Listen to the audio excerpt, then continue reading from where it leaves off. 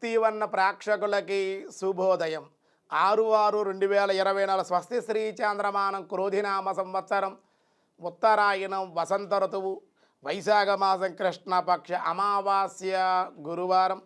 అమావాస్య సాయంత్రం 5:58 వరకు, రోహిణి నక్షత్రం రాత్రి 8:35 వరకు, వర్జం మధ్యాహ్నం 12:47 2:21 వరకు, రాత్రి మళ్ళీ 2:08 నుండి 3:44 వరకు, దుర్ముహూర్తం ఉదయం 9:48 నుండి 10:40 వరకు, అలాగే దుర్ముహూర్తం మళ్ళీ మధ్యాహ్నం 3 గంటల నుండి 3:52 వరకు, సూర్యోదయం 5:28, సూర్యాస్తమయం 6:28, అమృతగంట సాయంత్రం 5:28 నుండి 7:02 వరకు, రాహుకాలం మధ్యాహ్నం 1:30 నుండి 3 గంటల వరకు. రాహుకాలం శుభ సమయం లేదు, అమావాస్య కావడం వల్ల ఈరోజు.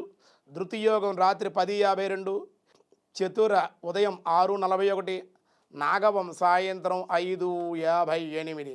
అమావాస్య గురువారం కాబట్టి సాధారణమైన వ్యవహారాలుగా అనుకూలంగా ఉంది.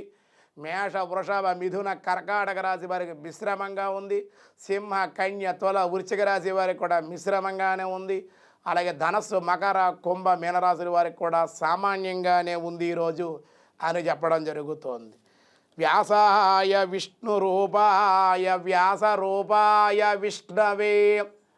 విష్ణు సహస్రనామంలో ఈరోజు మంత్రార్థం చెబుతూ ఉన్నారు. నిన్న సర్వ, ఈవేళ సర్వ.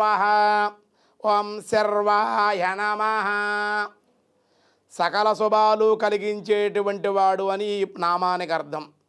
భగవానుడు కల్పవృక్షం, కామధేనువు, చింతామణి ఉన్నందున తన్ను కీర్తించిన, స్మరించిన, ధ్యానించిన, భాషించిన, స్తుతించిన, నమస్కరించిన భక్తులెల్లరినూ కూడా ప్రీతితో వారిని అర్హతలకు అనుకూలంగా ఫలాలు ప్రసాదించేటువంటి వాడు శ్రీహరి అగుడి చేత శర్వ అని మన వాళ్ళు చెప్పారు.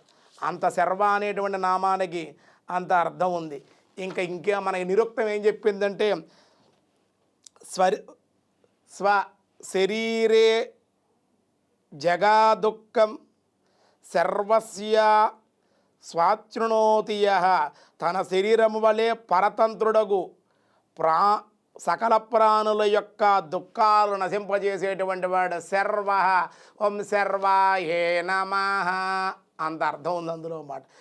ప్రతి మంత్రాన్ని చాలా విష్ణు సహస్రనామం అంటే ప్రతి మంత్రానికి, నామానికి కూడా చాలా శక్తి ఉంది. ఆ శక్తిని అందరికీ తెలియజేయాలనేదే మా ప్రయత్నం అన్నమాట. మిగతా విషయాలు రేపు చూద్దాం. ఈరోజు స్వస్తి.